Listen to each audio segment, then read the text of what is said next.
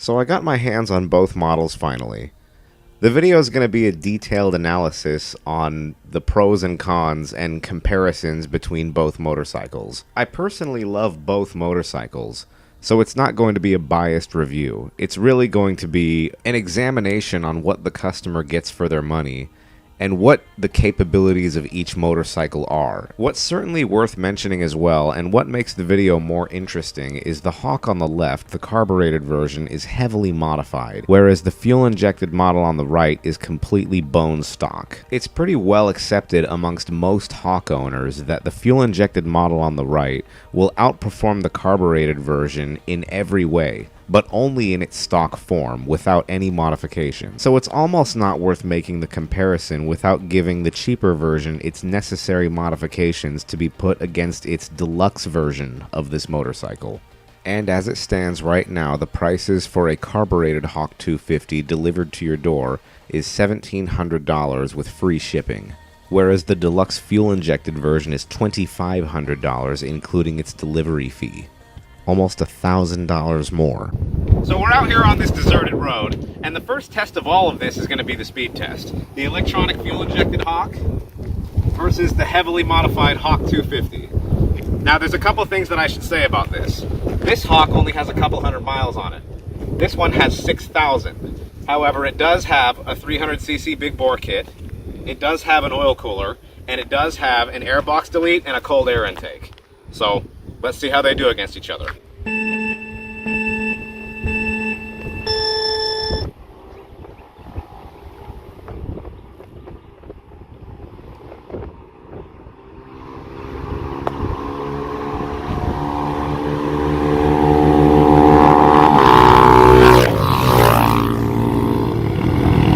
In the first half of the race, he had a pretty good gap on me because of the efficiency of the fuel injection.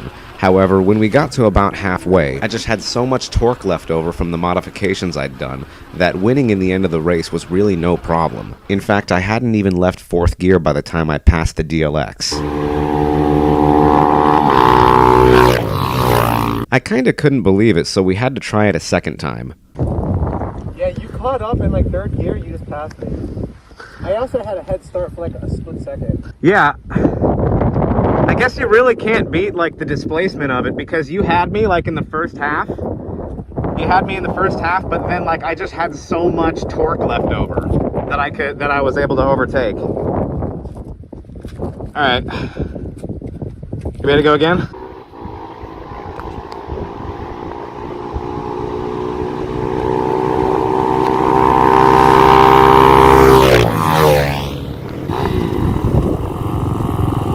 That's cute.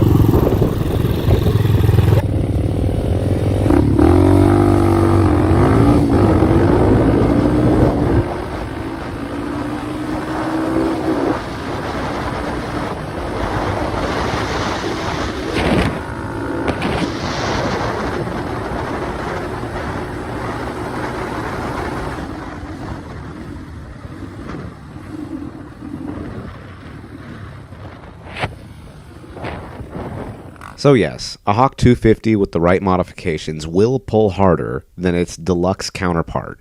However, I wasn't done with my speed analysis yet. I decided to do a dry run with each motorcycle to see if I can achieve a top speed on each one of them, knowing that they're both close to about 70 miles an hour. So for both of these runs, the fuel-injected Hawk and the carbureted Hawk both had stock gearing, where a 45-tooth sprocket and a 17-tooth sprocket would have given a slightly higher top speed. I was able to get the deluxe version to just over 65 miles per hour, whereas with the modified carbureted Hawk 250, I was able to get the bike to just over 70 miles per hour. So both bikes appear to have roughly the same top speed, with the deluxe version appearing to have most of its power in the low range, whereas the modified carbureted version appearing to have most of its power in the high range. This isn't without giving the deluxe version its due respect, considering it's competing with absolutely zero modifications. So in the bare bones comparison between both bikes, with the deluxe version you are getting more road-oriented tires, sportier front and back disc brakes, much thicker brake lines, much more compliant and stronger inverted front suspension, a stock stereo system, and computer fuel injection, all with much less freedom and less infrastructure to actually modify the motorcycle from its stock condition. Whereas with the non-deluxe model, you get the ability to upgrade carburetors,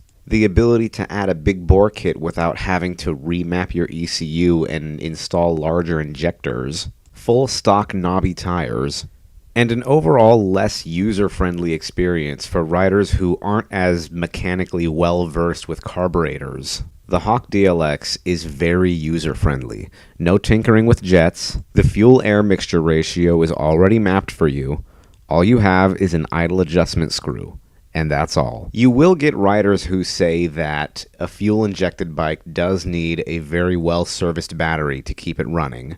And you will have a lot of old-school riders tell you that they don't want a fuel injector to leave them stranded when they're on the trail. Now, while I agree with them in the sense that the only way to stop your carburetor from working is to either physically break it or to shut gravity off, do we actually have any recorded cases of anybody being left stranded because of a bad fuel injector? None really that I've seen. Both bikes are great contenders for street and trail use. This is why I love dual sport motorcycles so much, with the carbureted Hawk 250 having a very slight edge as far as trails go, just for its rugged and basic design. Here's some clips of me and my friend testing both bikes out in the forest. I also saw a very big snake while I was out there. It's like the other Hawk is just so torquey, but this one just kind of feels like a spaceship, you know? It's like seamless power. Because of the fuel injection, it does have a certain amount of stability to it that I really like. Woohoo! Whoa, those are some ruts. Oh, there it goes. You weren't expecting those ruts, were you? I felt that. I was like, oh.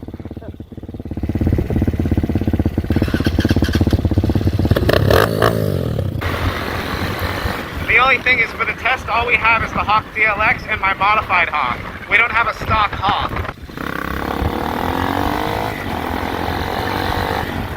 But if we had a stock Hawk 250 versus the DLX, I feel like the DLX would have no problem beating it as far as torque and speed.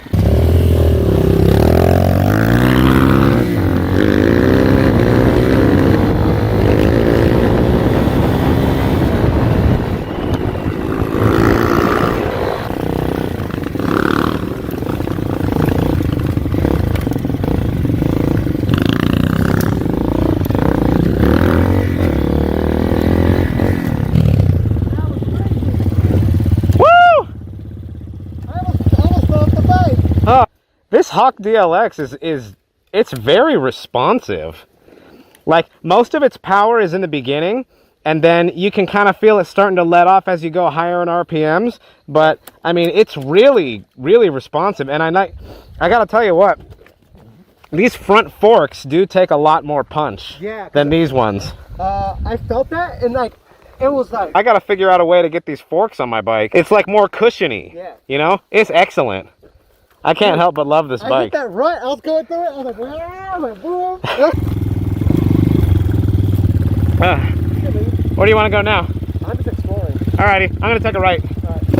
Both bikes certainly have their practical applications, with the carbureted version being something of a dream for the person who wants to modify their motorcycle, whereas the deluxe version is a little bit more of a package deal. The carbureted Hawk can be focused more based on what you want it to do. You can make it faster, you can make it more trail-oriented, whereas the deluxe version has less freedom for modification. However, most of these things are taken care of for you just by virtue of purchasing it.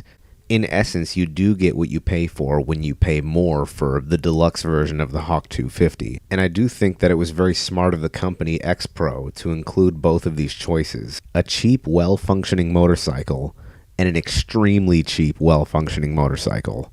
By the time me and my friend were finished filming the comparison video, we were both having so much fun that I almost forgot that it was for a comparison video. These bikes are not factory-tuned Honda race bikes. They're reliable 4-stroke dogs that require very little maintenance and cost you $6 using the best 93 octane to fill your tank. I think the one that really comes out on top in this comparison video is the person who decides to purchase either of these bikes. Take care, everyone.